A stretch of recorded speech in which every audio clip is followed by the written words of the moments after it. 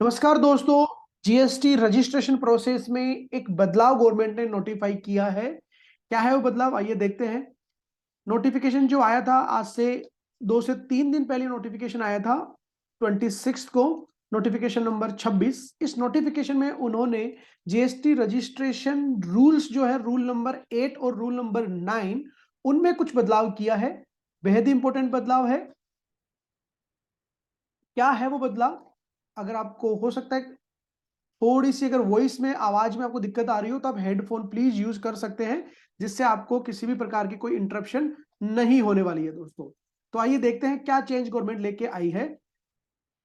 Rule 8 बात करता है application for registration. Application for registration rule 8 बात करता है। अभी तक आप क्या करते थे, जब जीएसटी रजिस्ट्रेशन अप्लाई करते थे तो पार्ट ए ओपन होता था। REG 01 का पार्ट ए ओपन होता था। उसमें सबसे पहले आप आपके पेन के हिसाब से जो लीगल नेम होता था वो डालते थे, आपका परमानेंट अकाउंट नंबर डालते थे, आपका ईमेल एड्रेस डालते थे, मोबाइल नंबर डालते थे। ईमेल एड्रेस और मोबाइल नंबर पे जो ओटीपी आता था वो डालने के बाद आपके पास एक टीआरएन नंबर जनरेट हो जाता था कुछ समय बाद, जब आपके पेन नंबर वगैरह वैलिडेट हो जाते थे पोर्टल पे। अब इसमें थोड़ा सा बदलाव है, और क्या है ये बदलाव ये मैं आपको बताता हूं दोस्तों। इसके साथ इसके इसमें बदलाव के साथ साथ कुछ और भी बदलाव है, लेकिन ये बदलाव गवर्नमेंट ने क्या किया है ये आप देख सकते हैं। In the central goods and service tax rule 2017 in rule 8 in sub rule 1 the words and letters mobile number email address shall be omitted. तो रूल नंबर 8 में सब रूल 1 में हम जाते हैं। ये आ गया आपका रूल नंबर 8 सब रूल 1। इसमें बोला उन्होंने कि मोबाइल नंबर और email address will be omitted. ये यहाँ पे जो मोबाइल नंबर और ईमेल एड्रेस, इन वर्डिंग्स को हटा दिया है। क्या क्या लिखा हुआ था यहाँ पे पहले, before applying for registration, registration apply करने से पहले आप क्या डिक्लेयर करोगे, declare is permanent account number, mobile number, email address, state और union territory in part 1 of form GST REG 01। तो अभी जैसे मैंने आपको दिखाया कि कुछ एक चीजें हम डिक्लेयर करते थे पार्ट 1 में, जिसके बाद टीआरएन नंबर अपना जनरेट होता था। तो टीआरएन नंबर जनरेट करने के लिए आपको अभी ये पहली प्रोसेस में पैन नंबर और मोबाइल नंबर और ईमेल एड्रेस आपको नहीं डालने देगा, permanent account number, legal name और स्टेट ही आपको डालने देगा। तो ये जो फॉर्म है इसमें जो ईमेल एड्रेस है और मोबाइल नंबर आप नहीं डाल पाओगे अब। तो अगर ये नहीं डाल पाएंगे तो ओटीपी कैसे आएगा, वेरिफिकेशन कैसे होगा, कौन से मोबाइल पे आएगा, कौन से ईमेल पे आएगा, वो भी हम आगे बात करते हैं दोस्तों। इसके बाद इन सब रूल 2 इन क्लोज ए, आइए सब रूल 2 में चलते हैं। ये रहा आपका सब रूल 2। ये आ गया आपका सब रूल 2। ये आ गया आपका क्लोज नंबर ए। यहाँ पे क्या लिखा हुआ है, the permanent account number shall be validated online by the common portal from the database maintain by the Central Board of Direct Taxes. तो आप जैसे ही पार्ट 1 में पैन नंबर डालते हो, ओटीपी से वेरीफाई करते हो, तो आपका पैन नंबर जाता है सीबीडीटी के पास वेरिफिकेशन के लिए। अगर सब कुछ वेरीफाई हो जाता है कि अभी आपने जो लीगल नेम डाला है वो सही डाला है, पैन नंबर से मैच हो रहा है, तो आपने फिर जो मोबाइल नंबर और ईमेल एड्रेस पे ओटीपी के थ्रू वैलिडेशन उसका हो जाता है। अब इसी रूल में उन्होंने क्या इंसर्ट किया है, इन क्लोज 1 क्लोज ए, ये है आपका क्लोज ए। इस क्लोज ए में after the word direct taxes, direct taxes wording कहां रही है यहाँ पे, कि आपका वैलिडेशन के लिए जाएगा डायरेक्ट टैक्स के पास। इस वर्डिंग के बाद उन्होंने क्या इंसर्ट किया, and shall also be verified through separate one time password send to the mobile number and email address linked to the permanent account number. और साथ में इसके साथ में एक और मैं आपको बताता हूं, clause B and C shall be omitted. तो बी और सी ये तो ओमिटेड कर दिया गया। ये क्या बात करता था पहले, कि जो मोबाइल नंबर आपने डाले हैं वहां पे, ईमेल एड्रेस जो डाला है उस पे ओटीपी आएगा, तो वो तो अप्रावधान हट गया। अब प्रावधान क्या हो गया, जब आप परमानेंट अकाउंट नंबर डालोगे और वैलिडेशन के लिए जब सीबीडीटी के पास जाएगा, उसी समय जो पैन नंबर से लिंक आपका फोन नंबर है और ईमेल आईडी है, जी हाँ, पैन नंबर से लिंक आपका फोन नंबर और ईमेल आईडी है, उसके ऊपर ओटीपी जाएगा, उससे आपको वैलिडेट करना पड़ेगा। इतने दिन तक हम कोई भी फोन नंबर कोई भी मेल आईडी डाल रहे थे और ओटीपी डाल के टीआरएन जनरेट कर रहे थे। हालांकि आगे आधार ऑथेंटिकेशन में जो आधार से लिंक्ड नंबर था उसी पे जाके हम पूरी वेरिफिकेशन हो पा रही थी, लेकिन फिलहाल इन्होंने पहले ही स्टेप पे आपके लिए वेरिफिकेशन की चीज रख दी। और वो क्या रख दी, जो आपके पेन से लिंक्ड है through separate one time password send to the mobile number and email address linked to the permanent account number. इतने दिन जो हम डालते थे फोन नंबर और ईमेल आईडी, जरूरी नहीं होता था कि वो आपके लिंक्ड होते थे परमानेंट अकाउंट नंबर से दोस्तों। अब इसके बाद उन्होंने क्या चेंज और क्या बदलाव लेके आए, आइए देखते हैं वो भी आगे। After sub rule 4A the following sub rule shall be substituted namely. आ जाइए, ये आपका आ गया 4A।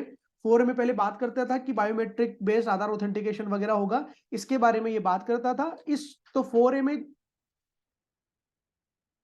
इन्होंने क्या बदलाव किया, पूरा का पूरा 4A इन्होंने बदल दिया है और ये 4A ये लेके आ गए हैं। क्या लिखा है इसमें उन्होंने, every application made under sub rule 4 by a person other than a person specified under subsection 6D of section 24 who has opted for Aadhaar authentication and is identified on the common portal based on data analysis and risk parameters shall be followed by biometric based Aadhaar authentication and taking photograph of the application where the applicant is an individual।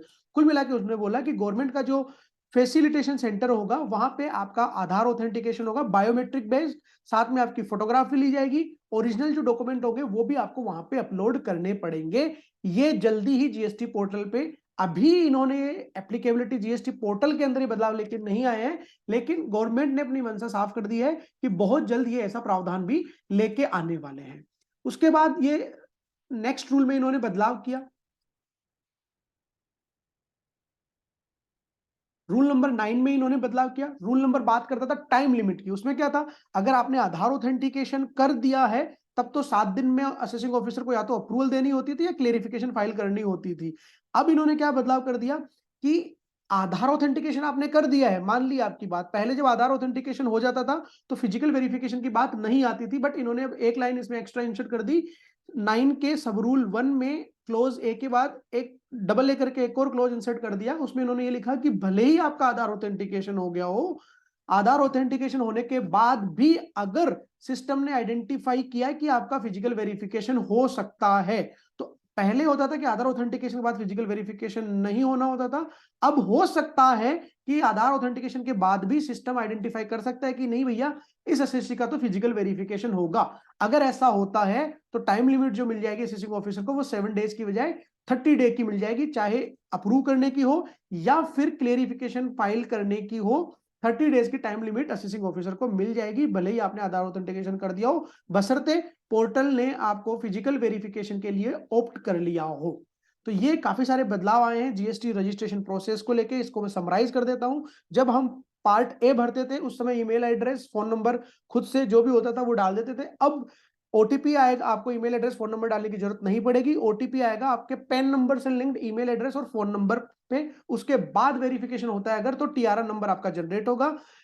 Second जो बदलाव लेके आए वो ये लेके आए कि भले ही आपका आधार ऑथेंटिकेशन हो गया हो, अगर सिस्टम ने आपको फिजिकल वेरिफिकेशन के लिए ऑप्ट कर लिया है तो टाइम लिमिट जो असेसिंग ऑफिसर को 7 दिन की मिलती थी वो 30 दिन की मिल जाएगी। तो ये बदलाव है। साथ में बायोमेट्रिक वाला ऑलरेडी गवर्नमेंट पहले भी ला चुकी थी, उसमें थोड़ा सा बदलाव कर दिया कि जो भी उनका फैसिलिटेशन सेंटर होगा वहां पे ओरिजिनल डॉक्यूमेंट आपको अपलोड करने पड़ेंगे, वहां पे फोटोग्राफ आपकी कैप्चर होगी और वहीं पे जाके आपका बायोमेट्रिक, बायोमेट्रिक मतलब थंब इंप्रेशन, बायोमेट्रिक आपका आधार ऑथेंटिकेशन होने वाला है। बायोमेट्रिक में हो सकता है कि आपकी 10 की 10 उंगलियों का बायोमेट्रिक हो या केवल थंब का हो, वो आने वाले समय में जब गवर्नमेंट इसको एक्चुअली इंप्लीमेंट करेगी तब पता चलने वाला है दोस्तों। तो अगर आपको ये जो पेन से लिंक्ड ईमेल आईडी और फोन नंबर है ये तो हो सकता है जल्दी ही इंप्लीमेंट हो जाए, बायोमेट्रिक वाला देखते हैं गवर्नमेंट कब तक लेके आती है। दोस्तों बने रहिएगा चैनल पे, ऐसे ही नॉलेज फुल इंफॉर्मेशन हम आपके लिए लाते रहेंगे। अगर आपको वीडियो पसंद आई हो तो वीडियो को लाइक करना ना भूले, चैनल को सब्सक्राइब करना ना भूले।